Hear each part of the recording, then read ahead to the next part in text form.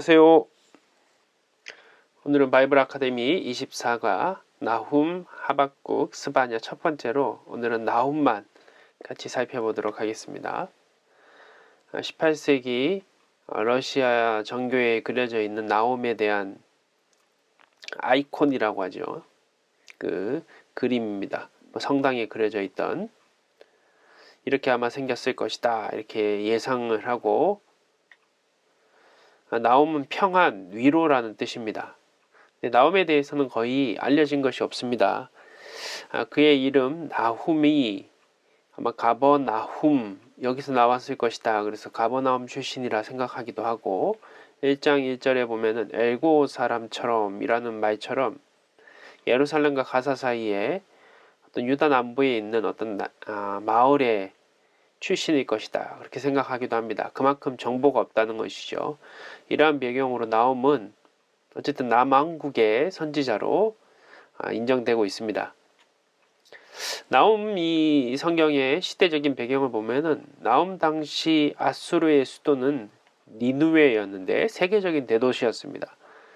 아시리아 제국이 약간 파란색이 초기에 아시리아 제국이었다면은 이제 북이스라엘까지 점령을 한 이 이제 뒷부분에 요 색깔 부분들은 이제 후대의 아시리아, 그만큼 이렇게 퍼져 있었다는 것이죠.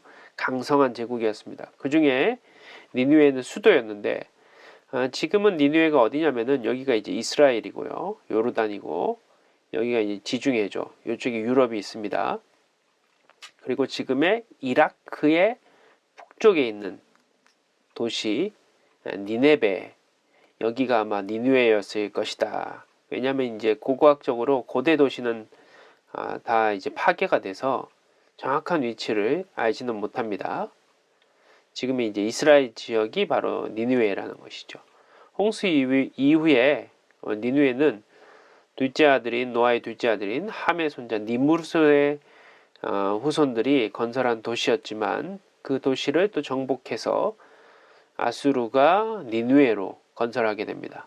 성경에서 니누에 성은 요나서에 보니까 가로지르는데 3일이 걸렸다고 하죠. 성의 둘레는 그만큼 계산해 보면 한 10일 정도 걸렸을 만큼 굉장히 큰 도시였다. 지금은 아까 얘기했던 그 이라크에 있는 니느웨라는 도시의 유적에서 또 그곳에 이제 요나의 무덤도 있고, 그 지역 주민의 25%가 시리아 정교회에 속할 만큼 그 지역이 이슬람 지역임에도 불구하고 기독교인으로 신앙을 지키는 지역입니다. 나훔서의 기록 시기는 니누에의 멸망을 예언하고 있기 때문에 아마 BC 612년에 바벨론에게 멸망함으로 그 전에 기록되었을 것이라고 생각합니다. 참고로 고대 근동의 지배 국가가 어떻게 변화됐는지 제가 다니엘서에서 다니엘의 예언을 통해서 얘기했는데, 아수르는 북이스라엘을 멸망시키죠. 또 이 아수르를 바벨론이 멸망시키고, 바벨론은 남유다를 멸망시킵니다. 그리고 나중에 뭐 메데, 바사 이렇게 제국이 결국은 바사, 페르시아로 이제 통합이 되죠. 그리고 그때 포로 기한이 일어나고, 그 다음이 로마 제국입니다. 이때는 이제 예수님 시대이죠. 그래서 이 괄호 안에는 통치 기간입니다. 얼마나 제국이 존립을 했는가. 아수르 제국은 109년, 바벨론은 보이질 않는데 어쨌든 페르시아는 220년, 그리고 로마, 전에 이제 여기 이제 그리스죠. 그리스 같은 경우에는 80년 정도 이렇게 지배를 했습니다. 나훔서는 이 아시리아가 인류 역사상 가장 초대 제국 중의 하나로 세계 4대 문명의 발상지 중 하나인데, 이 나훔서의 주제는 오만한 아수르 제국의 수도 니누에가 멸망할 것을 선포하는 것입니다. 이게 그 성문을 지키고 있던 유명한 아시리아의 유물입니다. 3장으로 구성되어 있는데 1장의 내용은 극악하고 우상을 숭배하는 니느웨의 최후를 예언합니다. 그래서 1장 2절부터 8절은 하나님의 성품과 니느웨의 멸망, 하나님의 공의와 사랑으로 인해서 하나님을 대적하는 자가 받을 심판, 또 하나님을 의뢰하는 자에게 하나님께서 환난 날에 산성이 되신다. 그리고 1장 9절부터 15절은 니느웨의 죄 때문에 선포된 니느웨의 멸망과 이스라엘의 회복을 얘기하죠. 그래서 대표적인 성경 구절이 1장 14절입니다. 나 여호와가 내게 대하여 명령하였나니 내 이름이 다시는 전파되지 않을 것이라. 내가 내 신들의 집에서 새긴 우상과 부은 우상을 멸절하며 내 무덤을 준비하리니 이는 내가 쓸모 되었음이니라. 2장을 보면 2장은 다가오는 하나님의 심판을 얘기합니다. 그래서 2장 1절부터 3장 19절까지가 니느웨의 멸망에 대한 묘사들이죠. 특별히 2장 1절부터 10절은 적들의 니느웨 공격, 바벨론이 공격할 그 모습을 보여줍니다. 2장 3절을 보면 마치 전쟁이 일어나는 것처럼 그의 용사들의 방패는 붉고 그의 무사들의 옷도 붉으며 그 항오를 버리는 날에 병거의 새가 번쩍이고 노선나무 창이 요동하는도다. 그래서 결국 니느웨의 멸망을 예언하죠. 3장은 이제 멸망의 원인이 어디 있느냐. 3장 1절을 보니까 화 있을진저 피의 성이여 그 안에는 거짓이 가득하고 포악이 가득하며 탈취가 떠나지 아니하는도다. 3장은 니느웨가 왜 멸망하고 폐허가 되는지에 대한 부분들을 이야기합니다. 원인을 폭력과 거짓말과 탐욕과 사악함과 음행을 하나님이 싫어하실 뿐만 아니라 심판하신다는 것이죠. 이제 나홈서의 핵심적인 두 가지 주제를 살펴보려고 합니다. 키포인트 첫 번째는 기회와 심판입니다. 니느웨에 연관된 중요한 선지자 두 사람이 있죠. 누구입니까? 바로 나홈이고 그 전에 한 100년에서 150년 전에 바로 요나입니다.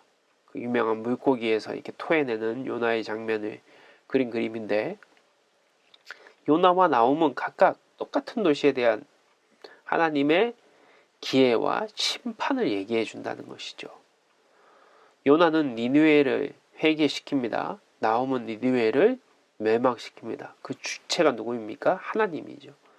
BC 8세기 요나는 하나님의 계획에 도망치고 결국 따르며 니느웨의 회개를 선포합니다. 사실 요나는 니느웨가 돌이키는 것을 원하지 않았죠. 그렇지만 요나는 실망했지만 니느웨는 회개하고 돌이키게 됩니다. 요나서가 보여주는 것이 무엇입니까? 하나님은 노하기를 더디하시고 인내하시는 하나님입니다. 그래서 요나 4장 1절부터 2절을 보니까 요나가 매우 싫어하며 성내며 참 요나는 성질이 있었던 것 같아요. 또 애국자였던 것 같기도 하고 자기를 핍박하는 나라인 이 아시리아의 수도 결국은 나라를 멸망시킬 수 있는 강대한 나라가 된 그 니느웨에 대해서 회개하는 것을 원하지 않은 것이죠. 여호와께서 기도하여 이르되 여호와여 내가 고국에 있을 때 이러하겠다고 말씀하지 아니하였나이까. 그러면 내가 빨리 다시스는 이제 스페인이 그 당시에 스페인 지역입니다. 도망하였으니 주께서는 은혜로우시며 자비로우시며 노하기를 더디하시며 인애가 크시사 뜻을 돌이켜 재앙을 내리지 아니하시는 하나님이신 줄을 내가 알았음이니이다. 그 하나님은 어떤 하나님입니까? 돌아오길 기다려주시는 하나님. 하나님의 기회이죠. 오늘 우리에게도 똑같습니다. 신약 성경에 보면 그걸 대표적으로 보여준 것이 탕자지요. 그 탕자지만 돌아오기를 기다리는 그 아버지의 마음. 그러나 이 회개는 결국 오래가지 못합니다. 디글렛 빌레스의 3세가 근동의 주요 군사대국으로 부상하면서 잔인한 피 흘림과 학살, 파괴, 약탈, 또 국의 추방 등을 일으키면서 교만해지고 타락하죠. 그러니까 강해지는 것이 좋은 것이 아니에요. 강해지고 겸손해진다. 이게 최고지만 대부분은 강하고 부유해지면 결국 타락한다는 것이죠. 교만해진다는 것이죠. 나라도 마찬가지이고 사람도 마찬가지입니다. 결국 요나보다 이제 100에서 한 150년 뒤에 나홈은 바벨론에 대한 회개가 아닌 결국은 니느웨의 멸망을 선포하십니다. 기회를 놓치는 자를 하나님께서는 용서하지 않으시고 죄악을 싫어하시며 심판하시는 하나님을 보여준다는 것이죠. 출애굽기 34장 6절부터 7절에 보니까 하나님은 그 인자가 1000대까지 베푸며 악과 과실과 죄를 용서하리라. 그러나 벌을 면제하지는 아니하고 아버지의 악행을 자손 3, 4대까지 보응하리라. 자손 3, 4대까지는 보응하십니다. 그래도 다행히 이것은 인자가 1000대까지죠. 하나님은 계속 기다려주시지만 언젠가 끝은 있다는 것이죠. 그 전에 빨리 돌이켜야 된다는 것입니다. 하나님은 여러 가지 모습을 가지고 계십니다. 때로는 자상하며 인내하시지만 때로는 단호하고 무서운 하나님. 그래서 하나님의 얼굴을 인간은 자기가 생각하는 것으로 한정짓지만 인간의 생각을 뛰어넘고 하나님은 모든 것을 다 포함하고 있다는 것이죠. 사랑도 있고 인자도 있고 또 심판도 있고 단호함도 있고 무서움도 있고 어느 한쪽만을 가지고 신앙생활을 하는 것이 좋지 않습니다. 어떤 사람은 무서워하는 하나님의 그런 두려움 속에서 신앙생활을 하는 분도 있고 어떤 분들은 너무 하나님이 사랑으로 품어준다고 생각해서 계속 하나님의 어떤 기다림에 대해서 돌이키지 않는 사람들도 있어요. 어쨌든 이것이 하나님의 다양한 모습들이 있음을 알고 조화를 이루어야 되겠죠. 하나님을 나의 생각이나 지식으로 한정 짓지 말라는 것이죠. 무엇보다 이 나움은 하나님이 주신 기회를 놓치지 말 것을 요나서와 이 나움서를 통해서 하나님께서 보여주시는 것입니다. 결국은 심판도 있다는 사실을. 나움은 하나님의 다양한 모습을 보여준다고 하지 않았습니까? 이것은 미켈란젤로가 그린 아담을 창조하는 그 하나님입니다. 손가락으로 이렇게 유명한 이티가 아니라 이렇게 창조할 때 아담과 하나님의 손가락이 만나는 그 그림이 있지 않습니까? 그 중에 이제 하나님을 이렇게 포커스에 맞춘 것인데 진노와 복수, 질투, 세계를 지배하고 공평, 위엄, 자연의 통치자이자 선함과 자비와 은혜와 신실과 구원 또 보호자이신 하나님을 나오면서는 기록하고 있어요. 보통 우리 하나님 하면 이렇게 흰 수염을 기르고 있는 이런 인자한 할아버지 같은 산신령 같은 사람을 상징하지 이게 이미지를 가지고 있지 않습니까? 그림도 그렇게 이미지대로 그리는 것이죠. 근데 하나님은 그런 모습이 아니라는 것입니다. 우리의 생각일 뿐이죠. 두 번째는 역사의 주인은 하나님이시라는 것입니다. 북이스라엘이 아수르에 BC 722년에 멸망합니다. 우상 숭배와 타락과 정의 상실. 아수르는 단순히 하나님의 심판의 도구이며 채찍이었다는 것이죠. 아수르가 뭔가 하나님 앞에 잘해서 하나님은 아수르를 강대하게 하거나 남겨둔 것이 아닙니다. 북이스라엘을 멸망시키는 도구로 쓰신 것이죠. 결국 아수르의 죄도 하나님의 시간표, 하나님의 때가 있다는 것입니다. 하나님의 계획이 있다는 것이죠. 따라서 심판을 받습니다. 여러분, 정의란 무엇인가? 유명한 한때 유행했던 책이죠. 마이클 샌델이라는 하버드 대학 교수가 했던 강의를 엮은 책인데 한국 사회에도 이 물음이 한때 아주 사람들에게 회자가 됐던 적이 있죠. 근데 정의란 무엇인가도 참 중요하지만 더 심각한 질문은 뭐냐? 정의가 과연 어디에 있나? 이런 물음이지 않습니까? 요즘에 정의가 상실됐다. 세상의 고통과 유대인 대학살 같은 정말 홀로코스트와 같은 불평등 또 사회 부조리 세상의 정의에 대한 의문에 나옴은 결국 아수르의 심판을 통해서 하나님은 역사 가운데 지켜만 보시는 분이 아니라 개입하시고 주관하신다는 사실을 보여준다는 것이죠. 그 어떤 제국도 사람도 하나님의 진노 앞에는 무사할 수 없다는 것입니다. 나움 1장 6절이 그것을 보여줍니다. 누가 능히 그의 분노 앞에 서며 누가 능히 그의 진노를 감당하랴. 그의 진노가 불처럼 쏟아지니 그로 말미암아 바위들이 깨지는도다. 역사의 주인이신 하나님의 심판의 기준은 무엇입니까? 니느웨는 큰 도시였다고 하지 않았습니까? 그 당시에 요나서를 보니까 12만 명 정도의 사람들이었다. 근데 그것은 이제 보통 남자, 그것도 노예가 아닌 사람들을 세는 것이니까 여자와 노예, 또 아이들까지 합하면은 거의 한 5, 60만 명의 사람들이 있는 거대한 도시였을 것입니다. 그리고 부유한 상업의 도시였습니다. 그들이 심판받은 이유는 번성하고 부유한 도시였기 때문에 사실은 아니죠. 부유하고 번성해서 심판을 받은 것이 아니라 부유하고 번성함 때문에 타락을 했기 때문입니다.